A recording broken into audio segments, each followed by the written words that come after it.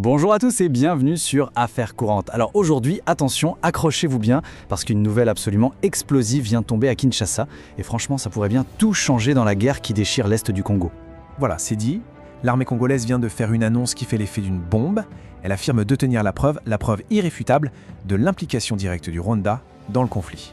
Mais cette fois, attention, ce ne sont plus seulement des mots ou des accusations. Non, les FARDC, donc l'armée congolaise, ont présenté au monde entier des hommes qu'elles disent avoir capturés en plein combat. Le 5 janvier, ils ont montré ce groupe en affirmant très clairement qu'il s'agit de soldats rwandais et d'espions, arrêtés sur la ligne de front au Kivu. Et là, regardez bien.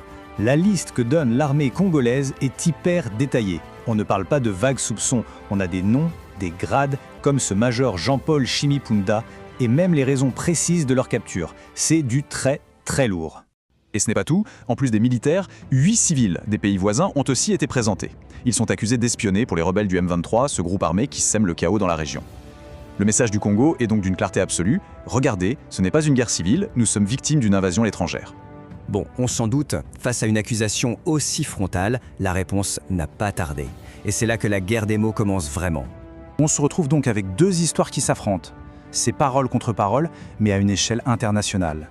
D'un côté, Kinshasa qui brandit ce qu'elle appelle la preuve accablante, de l'autre, Kigali qui balaye tout d'un revers de main en parlant d'un canular, d'une mise en scène pour tromper tout le monde. Et ce qui met de l'huile sur le feu, c'est que cette affaire n'est plus seulement locale. Ah non, maintenant les grandes puissances entrent dans la danse. Les États-Unis, par exemple, ont clairement pointé du doigt le Rwanda en disant que ces actions déstabilisent toute la région. Pour bien comprendre à quel point la situation est tendue, il faut qu'on fasse un petit retour en arrière. Juste un mois.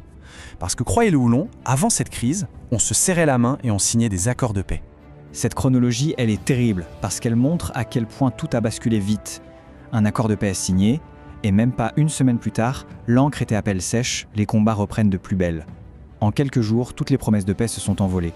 C'est ce qui nous mène directement à la crise d'aujourd'hui. Mais au-delà des soldats, des accusations et des jeux politiques, il y a un coût humain. Un coût absolument dévastateur, payé par des gens ordinaires, des civils, pris au piège au milieu de tout ça. Regardez-moi ce chiffre, plus de 7 millions. Essayez d'imaginer. Ce n'est pas juste un chiffre, ce sont 7 millions de vies brisées, de familles qui ont dû tout laisser derrière elles pour fuir la violence. C'est plus que la population de pas mal de pays quand on y pense. Et le drame, il continue. Là, maintenant. Depuis début décembre, plus de 94 000 personnes de plus ont fui. Il faut imaginer des villages entiers qui se vident, des gens qui marchent pendant des jours pour se mettre à l'abri, comme ici, au Burundi voisin. Et puis, il y a le bilan le plus terrible. Le bilan en vies humaines. Plus de 1500 civils auraient été tués en à peine un mois, d'après le gouvernement congolais. 1500 personnes. Des hommes, des femmes, des enfants, qui sont les victimes innocentes de cette guerre. Alors, après ce coup de théâtre du Congo et le démenti total du Rwanda, la question que tout le monde se pose, c'est « et maintenant ? Qu'est-ce qui va se passer ?» En coulisses, ça s'agite dans tous les sens. Les diplomates sont sur le qui-vive, une réunion de crise est déjà prévue, et pour la première fois, on entend parler très sérieusement de sanctions internationales pour essayer de forcer un retour au calme. La pression monte. On en revient donc à la question de fond. Le Congo a joué sa carte la plus forte. Alors, cette preuve, est-ce que ça va être le tournant décisif qui peut enfin mener à la paix ? Ou au contraire, est-ce que c'est l'étincelle qui va mettre le feu à toute la région ? L'avenir nous le dira, et sans doute très très vite. Voilà pour ce décryptage, j'espère que ça a permis d'y voir un peu plus clair. Pour continuer à suivre et à comprendre les grands enjeux mondiaux, le plus simple c'est de s'abonner à Affaires courantes.